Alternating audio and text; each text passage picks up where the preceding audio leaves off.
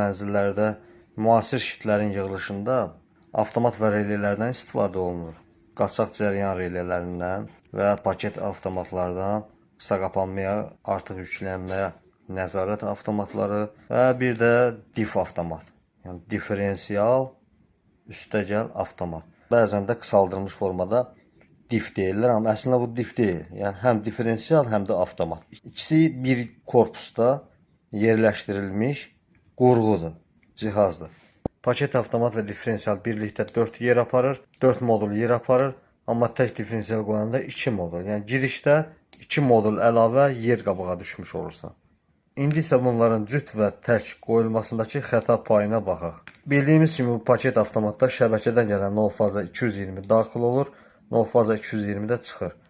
Bu paket avtomat, qoşu avtomat sönülü olduqda dövrədəki həm 0, həm də faza kəsilmiş olur. Paket avtomat və diferensial birkə qoyularsa, qaçaq axım reləsi ilə birlikdə qoyulduqda, hər biri öz funksiyasına uyğun işini yerinə yetirəndə dövrədə həm 0, həm də faza kəsilmiş olur. Amma təkcə diferensial qoyduqda isə, burada qısa qapanma olanda qısa qapanma hissəsi atacaq, qaçaq axım olanda qaçaq axım hissəsi.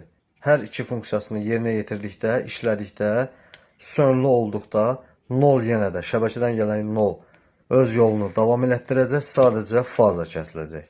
Diferensial sözünün anlamı differentia, latın sözündən gəlir, mənası isə fərq olduğunu bildirir.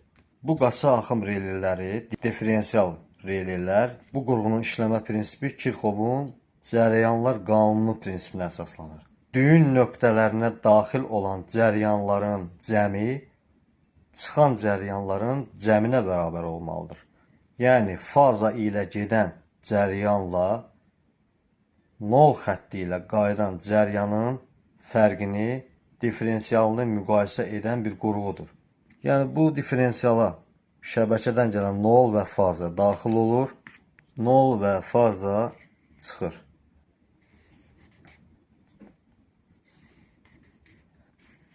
Burada isə təsəvvür edək bir soyuducu var.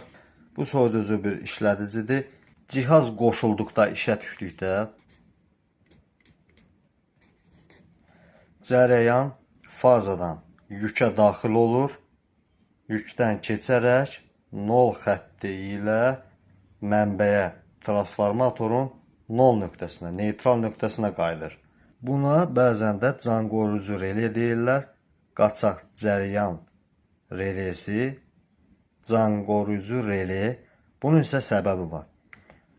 Yəni, tutalım burada 10 amperlik bir yük var. İşlədici işə düşərkən 10 amperlik enerji cəryan çəkir, faza ilə 10 amper cəryan çıxıb, 0 xətti vasitəsilə 10 amper cəryan reləyə daxil olub, yolunu davam etdirir. Bu zaman diferensial işləmir.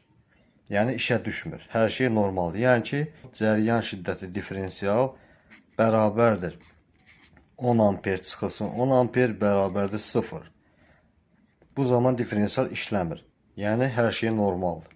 Amma əgər insan faza naqilinə toxunubsa və bədəndən 50 milliamper cəryan bədənindən torpağa axarsa, fazadan çıxan 10 amper, 0-dan qayıdan 9,95 amper olacaq. Bu zaman diferensial 0,5 amper itki olduğunu hesablayıb dərhal dövrəni açır. Bu səbəbdən buna qaçaq axım reləsi, həm də can güdən relé deyilir. Mənzildə elektrik panosunda, şitdə paket avtomat, qaçaq axım relé yaxud da dif avtomat qoyulması haqqında bəzən bilməyən dostlar olur. Yaşayış təyinatlı, məişət tipli şitlərdə son zamanlar dif avtomat qoyulmasına üstünlük verilir və bəzən də bu haqda mənlə mübahisələr edirlər. Mən təkcə mənzil elektrikası, məişət tipli elektrika yox, müəssisə tipli, sənaye tipli elektrik təchizatda icra eləmişəm, işləmişəm. Amma məncə mənzil tipli şitlərdə daha doğru, daha məsləhət olardı ki, həm paket avtomat, həm də qaçaq axım reləsi cüt şəkildə qoyulsun.